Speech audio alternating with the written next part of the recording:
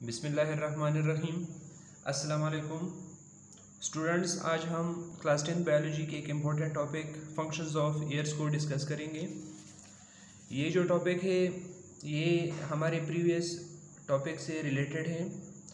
Previous video lecture में मैंने human ear के इंटरनल स्ट्रक्चर को डिस्क्राइब किया था। इस वीडियो लेक्चर में मैं ह्यूमन एयर्स की फंक्शंस को डिस्कस करूँगा और उन फंक्शंस में मैं हियरिंग को डिस्कस करूँगा। तो जो स्टूडेंट्स नए हैं काइंडली वो मेरे चैनल को सब्सक्राइब करें और साथ ही बेल आइकन पर भी क्लिक करें ताकि मेरे नए आने वाली वीडियोस की नोटिफिकेशन आपको मिल सके। तो आइए अपने टॉपिक को डिस्कस करते हैं। फंक्शंस ऑफ ह्यूमन एयर्स, यानी इंसान की जो कान होते हैं उनके क्या फंक्शंस होते हैं, उनके क्या काम होते हैं, उनको आज हम डिस्कस करेंगे। तो the human ears performs two functions.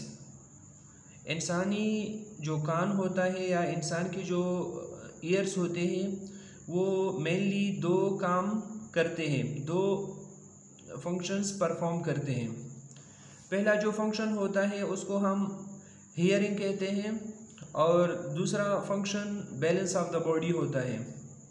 तो इंसानी आँख की इंसानी कान के दो फंक्शंस होते हैं, यानी सुनना, आवाज़ों को सुनना और बॉडी के तवाज़ुन को या बैलेंस को कंट्रोल करना।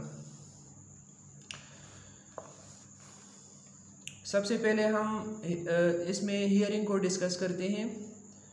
Sound waves collected by external ears travel through ear canal and set the eardrum into vibrations।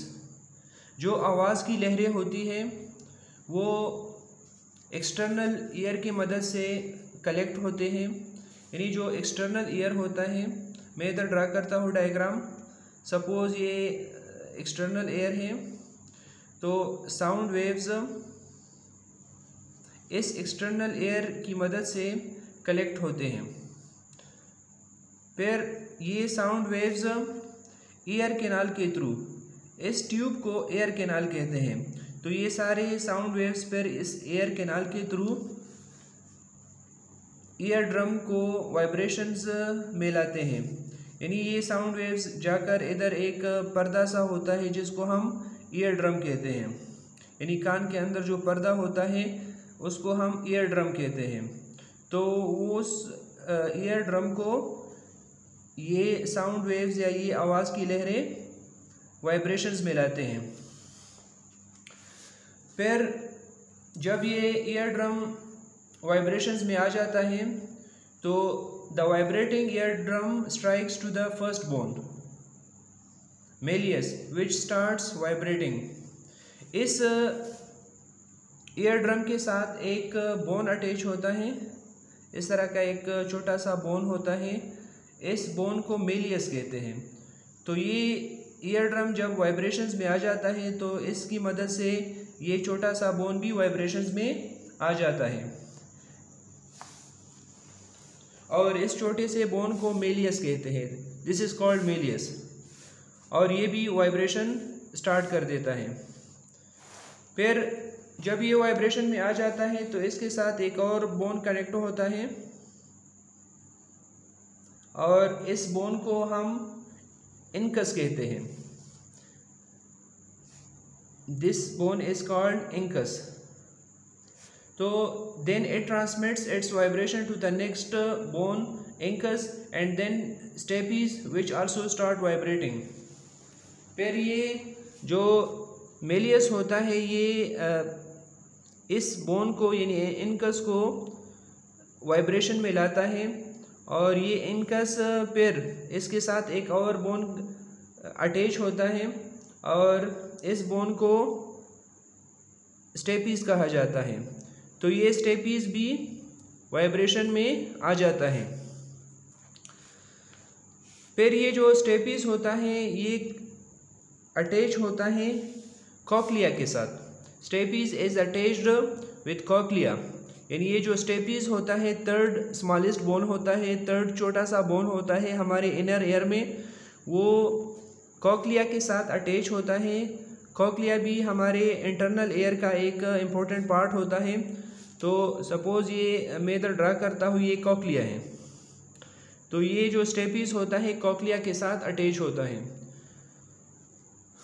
तो stapes is attached with cochlea and transmit its vibrations to the liquid filled in it. इस cochlea के अंदर liquid भरा होता है, तो जब ये स्टेपीज़ वाइब्रेट करता है या इसमें जब वाइब्रेशन पैदा होती है, तो ये चूँकि कॉक्लिया के साथ अटैच होता है, तो कॉक्लिया के अंदर जो फ्लूइड होता है या जो माया भरा होता है उसमें भी वाइब्रेशन पैदा हो जाती है।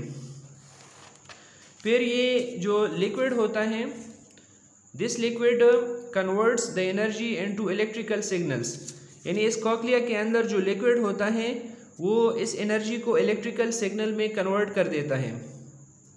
यानी जो इसके अंदर लिक्विड होता है, जब इसमें वाइब्रेशंस पैदा होती है तो इसकी मदद से जो एनर्जी होती है वो इलेक्ट्रिकल सिग्नल्स में कन्वर्ट हो जाते हैं, और फिर ये इलेक्ट्रिकल सिग्नल्स ऑडिटरी नर्व के ज़रिए, इससे एक नर्व निकला होता है। इधर मैं ड्रा करता हूँ, इधर देखें, ये ऑडिटरी नर्व है। तो ये इलेक्ट्रिकल सिग्नल्स फिर इस ऑडिटरी नर्व की मदद से हमारे ब्रेन तक पहुंच जाते हैं, और फिर हम साउंड को आइडेंटिफाई कर लेते हैं, आवाज़ को पहचान लेते हैं, और इसी तरह हम मुख्तलिफ़ साउंड्स को रिकॉग्नाइज़ करते हैं, मुख्तलिफ़ साउंड्स को रिकॉग्नाइज़ कर लेते हैं। तो ये था आज का टॉपिक हियरिंग से रिलेटेड। इंशाल्लाह मैं नेक्स्ट वीडियो लेक्चर में आपको इसके दूसरे important functions balance of the body को एक्सप्लेन करूँगा। तो आई होप ये टॉपिक आप अच्छी तरह समझ गए होंगे। Don't forget to subscribe my channel. Thank you. अल्लाह हाफिज़।